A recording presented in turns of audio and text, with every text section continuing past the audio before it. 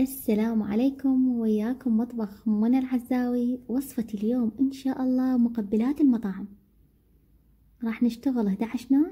شوف ما شاء الله شكلها كلش حلو وطعمها كلش طيب. طريقة ومقادير سهلة وبسيطة إن شاء الله. عندي هنا مقبلات البصل بالسماق.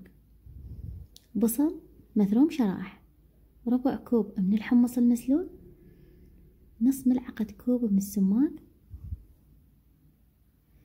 ملعقة أكل من زيت الزيتون، ملعقة أكل من عصير الليمون، رشة صغيرة من الملح.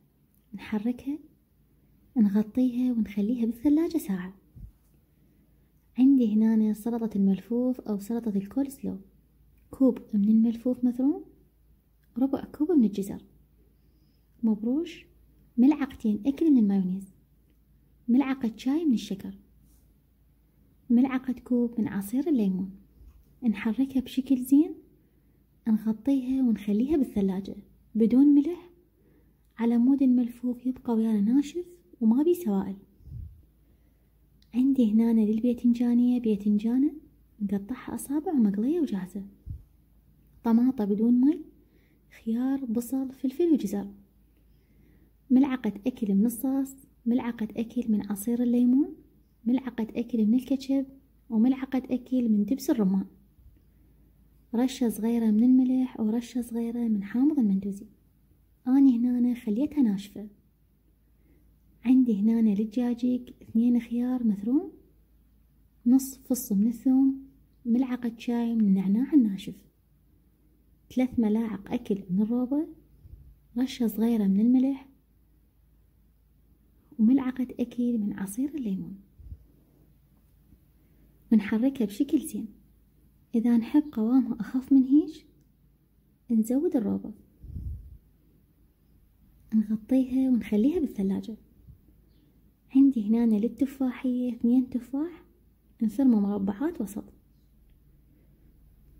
راح أضيف عليه نص ملعقة كوب من الشيرة أو العسل، ملعقتين أكل من المايونيز. راح أستعمل بودرة البرتقال، راح أخذ منعتها ملعقتين شاي. راح أضيف عليها ملعقة أكل من عصير الليمون وملعقة أكل من الروبة، ونحركها بشكل زين. هذا المقدار راح أخذ من عنده ملعقة أكل واحدة. أضيف على التفاح ملعقة أكل من الجزر مبروش وملعقة أكل من مزيج البرتقال، ونحركها بشكل زين. صارت ويانا جاهزة. عندي هنا متبل الطماطة الحار، زيت وبصل ناعم. راح نحمص البصل خفيف وأضيف عليه نص ملعقة شاي من الشطة،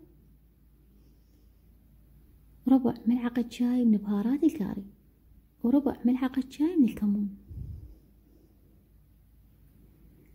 نحمص البهارات بشكل خفيف، وضفت هنا طماطة مثرومة بدون مي.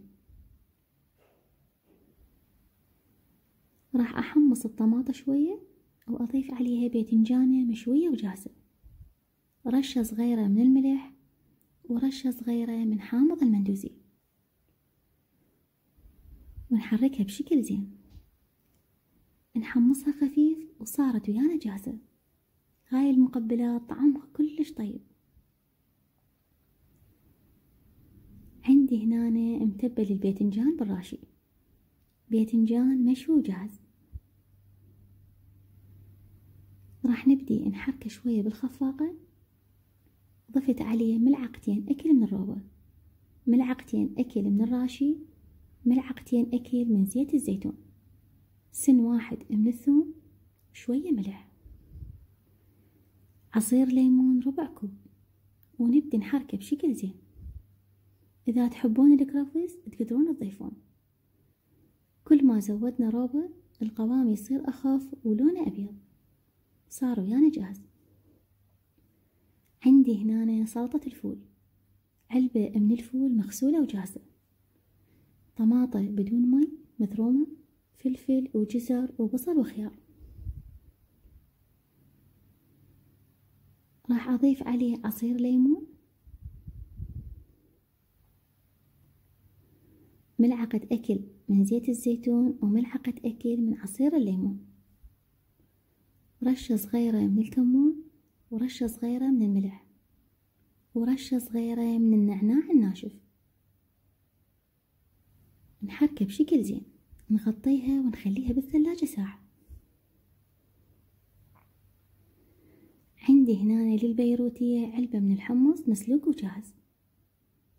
راح أضيف عليه خيار، بصل، طماطة وجزر وفلفل بارد. راح أضيف عليه رشة صغيرة من الكمون، ورشة صغيرة من الكزبرة، ورشة صغيرة من النعناع الناشف.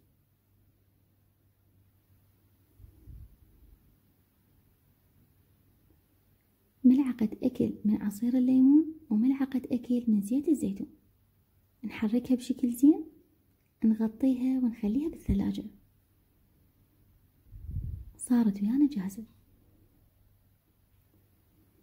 هسه هنا عندنا الحمص بطحينة علبة كاملة من الحمص، سن واحد من الثوم، هنا الثوم حسب الرغبة، ملعقتين أكل من الراشي أو الطحينة، 3 مكعبات صغيرة من الثلج، ملعقتين أكل من عصير الليمون. ضفت هنا ربع ملعقة أكل، ملعقة أكل من زيت الزيتون، ورشة صغيرة من الملح وحامض المندوزي، ورشة صغيرة من الكمون، ونخليها بمحضرة الطعام. هنا الروبة بديل عن المبيض، ينطي بياض للحمص وينطي قوام كريمي. كل ما زودنا روبة راح يصير قوامه ناعم ولونه أبيض أكثر. نحركه بشكل زين. صار ويانا جاهز. عندي هنا للرمانية رمانة كاملة، راح أضيف عليها ملعقتين أكل من الروبة، ملعقة شاي من الشكر، ورشة صغيرة من حامض المندوزي. إذا تحبون المايونيز تقدرون تضيفون. وراح نبدي نحركها بشكل زين. صارت ويانا جاهزة. إن شاء الله تجربون هاي المقبلات وتعجبكم. أتمنى تدعمون القناة بلايك واشتراك وتفعلون الجرس على مود يوصلكم إشعار بكل فيديو ينزل جديد على القناة. من هاي الوصفة للوصفة الجاية إن شاء الله. أترككم في حفظ الله ومع ألف سلامة.